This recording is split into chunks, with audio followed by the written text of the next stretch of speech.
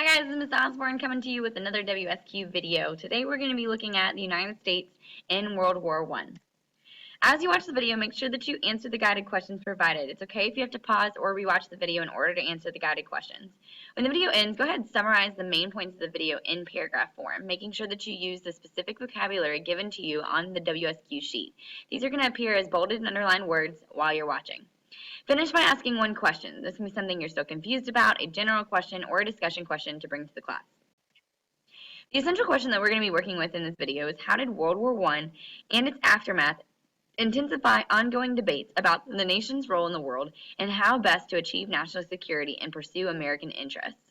Smart historians will analyze the reasons for and the results of U.S. diplomatic, economic, and military initiatives in North America and overseas, and explain how ideas about democracy, freedom, and individualism found expression in the development of cultural values, political institutions, and American identity. There are four main causes of World War I. Literally, M.A.I.N, militarism, alliances, imperialism, and nationalism. Militarism is the policy of building up weapons, making sure that your military is prepared for any sort of conflict. A lot of countries during this time period started developing large standing armies and stockpiling weapons in case of war. Alliances were formed also between different countries. The two main alliances during World War I are the Central Powers and the Allied Powers. The Central Powers were Italy, Germany, and Austria-Hungary, while the Allied Powers were Britain, France, and Russia. This same alliance, the Allied Powers, would come again during World War II. The alliances would cause these European nations to snowball into war. Once one nation was in war, they couldn't go, their other nations had to go to war because of the alliances that were formed. Imperialism also caused World War I because countries were competing with one another to try to provide markets for goods and also gain more raw materials. Nationalism, or this extreme pride or devotion that people felt to their country, also led these countries to want to go to war because they were competing for power. The war finally broke out over the assassination of Archduke Franz Ferdinand of Austria-Hungary while he was on honeymoon in Serbia. The Serbians had supplied the assassins with bombs and weapons and had initiated the assassination. Austria-Hungary declared war on Serbia, saying that they should have protected their Archduke, and then allies on both sides declared war. The Germans also got involved in the war with the Schlieffen Plan, saying that they had a plan to start a two-front war against France and Russia at the same time, both of these being allied powers.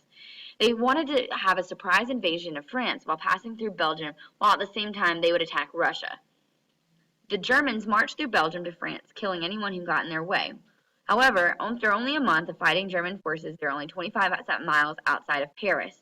The French were really desperate to fight them back. So in the first battle of the World War I, France launched a counterattack at the Marne River, being able to push the German back from 40 more miles, giving Russia enough time also to mobilize for the war.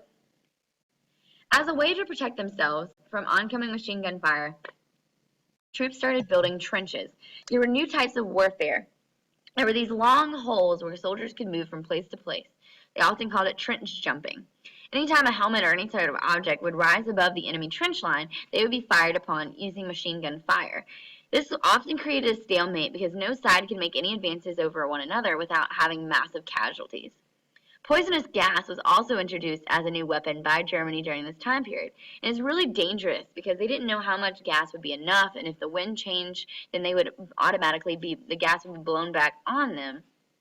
Gas masks were also developed to protect soldiers against the poisonous gas. It didn't have a major impact on the war. The British also created tanks that would be able to maneuver through no man's land. They didn't have a lot of impact on World War I, however, tanks would become more widely used during World War II. Airplanes were by far the most effective new weapon during World War I. They allowed troops to map enemy positions from above and also attacking them, dropping bombs on the different trenches. They also fought each other in dogfights. After the war, Woodrow Wilson declared the United States would remain neutral. We had a long-standing policy of isolationism, or just not getting involved in other countries' affairs. America had more economic ties to France and Great Britain than Germany. We had a long-standing economic alliances with these two countries. And Britain was purchasing over $75 million worth of war goods from United States businesses every week. However, the Germans wanted to pull the United States into the war, and so they started using U-boats or submarines to blockade Great Britain from receiving the goods and also limiting American economic activity. They used this unrestricted submarine warfare in order to effectively block all the trades from entering British ports, and no ship, not even a neutral one, was safe. In 1915, the ship Lusitania was sunk off of the British shore by German U-boats. 1,200 passengers were aboard, of which 128 were American. All the passengers were killed. The American public was extremely outraged by the sinking and Wilson called for an end to the unrestricted submarine warfare, citing that the United States was neutral.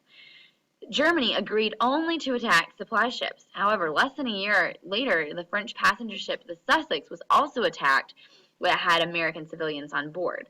Wilson said that they would end diplomatic ties with Germany unless they stopped attacking ships, and they made Germany sign the Sussex Pledge in which Germany stated that it would not attack merchant vessels without warning and without saving lives. After his re-election, Wilson started working toward a peace agreement. He wanted them to accept what he called peace without victory, meaning that the countries would have to come to peace, but nobody would be victorious in the war. And they also said that everybody needed to pay for the damages. The German Foreign Secretary Arthur Zimmermann sent a telegram called the Zimmermann Note to Mexico, proposing an alliance between Germany and Mexico in exchange for returning territory lost in the Mexican-American War to Mexico. The United States saw this as a threat. Americans started printing excerpts of it in the newspapers and calling for war against Germany. Wilson hoped for peace, and so he refused. During the war, there was also a Russian uprising, and the Russian people started to set up a government that would be based on Republican ideals of democracy. Many people believe that Americans' role in the world should be to promote democracy worldwide. That was a part of the reason why we became an imperial power. So to be supportive of democracy, America should be supportive of the Allied powers and join in the war on the side of the Allies because the Russians had to drop out. In 1917, 2 years after Europe had already gone to war, America declared war so that the world could be made safe for democracy, meaning essentially that the United States' now's goal was to spread democracy throughout the world through getting involved with World War I. America joined in the side of the Allied powers, joining their allies, the British and the French. So in order to prepare for war, Americans here on the state side had to start preparing. So they passed the Selective Service Act that required men between the ages of 21 and 30 to be registered to be drafted into the armed forces. Now today, this Selective Service Act is still around, but they've dropped the age to 18. Most people are going to willingly participate, thinking that it is their patriotic duty, while some register as conscientious objectors, meaning that they believe that their religion prevented them from fighting in the war. African Americans and Hispanics were discriminated against in the U.S. military. They were segregated into separate divisions, trained in separate camps, and also not given positions on the front lines with weapons. Women also did not serve in many combat positions. However, they had a big role at home. Women that did serve in the war, oftentimes French-speaking women, were recruited to work switchboards between the Americans and the French. 20,000 women were recruited as nurses, and then also some women served as bookkeepers and typists for the Army. The Americans who went overseas first formed the AEF, or the American Expeditionary Forces. Expeditionary just means that they formed quickly. They were led by John Pershing, and they included the Army, the National Guard, new volunteers, and people who had been drafted. The European forces thought that the United States would immediately jump into the war, but Pershing wanted to make sure that the American units were ready for fighting. The Bolsheviks were the group that took over the Russian government. They were communists, or they were a government that seeks equal distribution of wealth and an end to all private property. And they ended up signing a peace agreement with Germany and pulled out of the war. This was not the democratic government that the United States had envisioned. Going to war is extremely expensive, so the United States had to find a way to pay for it. So in order to pay for the war, Congress passed the War Revenue Act of 1917 that raised taxes on the wealthiest Americans as far as 77% of their annual income. The government also started borrowing money to help pay for the war. The national debt grew from $1.2 billion to $25.5 billion. In order to help out with the national debt, Americans started buying Liberty bonds, or loans for the government to help pay for the war.